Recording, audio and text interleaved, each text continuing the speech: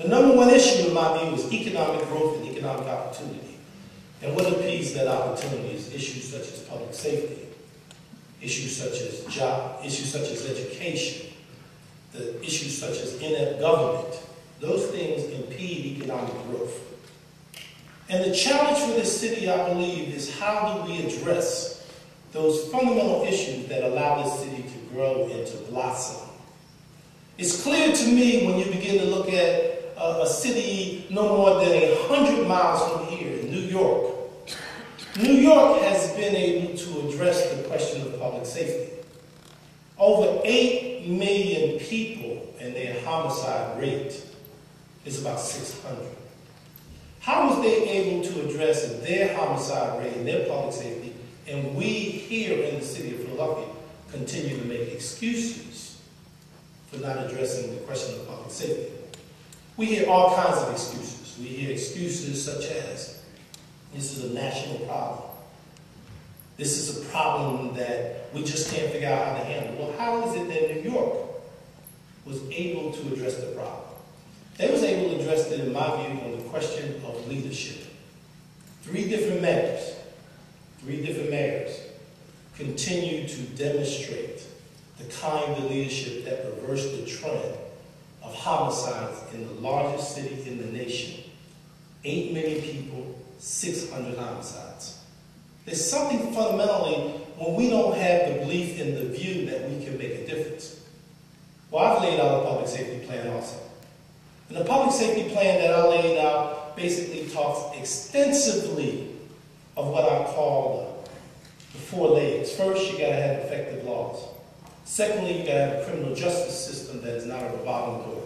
Thirdly, you got to talk an effective education system. And last but not least, you got to have community partnerships. Those 4 elements together can make this a safer city. I've told people I want to steal the title from New York and make this the safest big city in the nation. It can happen. I've even gone further than anybody else. I've told people who I'd like to have as the police commissioner. Other people say, that's politics you playing. Well, if that's politics that I'm playing, I'm going to bring John Timoney back here. Now, I'm the one who drove Ed Rendell to hire John Timoney. That's how Ed Rendell hired John Timoney. We in Brandon here. We had discussions and everything. At the end of the day, Rendell saw fit to bring Timoney here. Because we needed that kind of leadership. Well, everybody up here is qualified to run. The question is, are they qualified to lead? We need to make clear distinction between running and leading. Because there is a distinction. There's a distinction among all of us, and you need to make that decision. Secondly is the education system. I stood up a number of years ago, said that the schools was not working for all of the kids. They was working for some of the kids. We all knew the schools wasn't working for all the kids. I heard a lot of people say to me when I stood up and said, you know, everybody wants it better, but they really don't want it different. Everybody wants it the same, but not willing to change what is happening. Well, I said this system must change. And I put my political career on the line. Formed alliance with Republicans. Didn't make a difference to me, because I knew if we was going to grow this city, we had to have a world-class education system. And the system is now moving. It is not where I think it should be. But now, for a second, poor people have choices and options that politicians and wealthy people have had available to them for all of their lives. See, this is what I believe. I don't believe about bringing people who are up here down. I believe about bringing people here who are down up. And the way you do that is with education. Because this is what an education system should do. An education system, first and foremost, should be a part of reducing violence. Number 2, an education system should be about reducing poverty. Number 3, an education system should be about growing the middle class. And last but not least, which is my favorite one an education system should be about, is growing the democracy. Because when people can't read and write, they don't participate in the democracy. And when we have an education system that basically people who are in it don't feel any connection to it, we don't have an education system. So I'm saying to you today, public safety, education are at a cross point to growing this city, because it's about economic growth. Last but not least is leadership. Last but not least is leadership. We have an interesting situation here in the city of Philadelphia. It took 27 indictments before they passed laws in city council. It took 27 indictments. In 1999, Sam Katz is back there, he was in that debate. In 1999, I said we needed to do something about pay to play in 1999. I didn't have to wait for 27 indictments to recognize that you was going to have a problem in politics.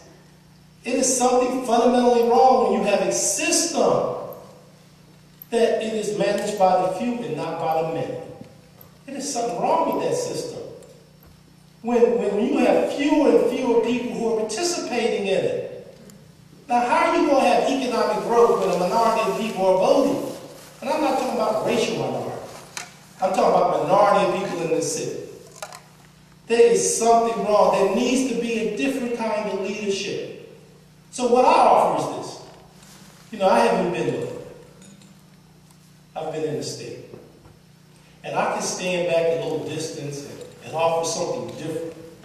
You know, the schools need to be changed, public safety needs to change, the gas works need to be imploded. You know, the gas works has been a problem ever since Frank Rizzo took it out of their hands and it was a UGI and took it out of their hands. It's been a disaster under every single mayor I've seen. But nobody has shown the leadership. I offered a plan about the Philadelphia Gas Works.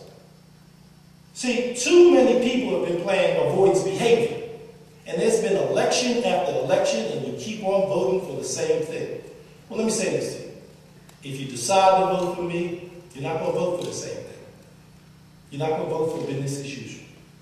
You're going to vote for somebody who will fundamentally change the way things operate.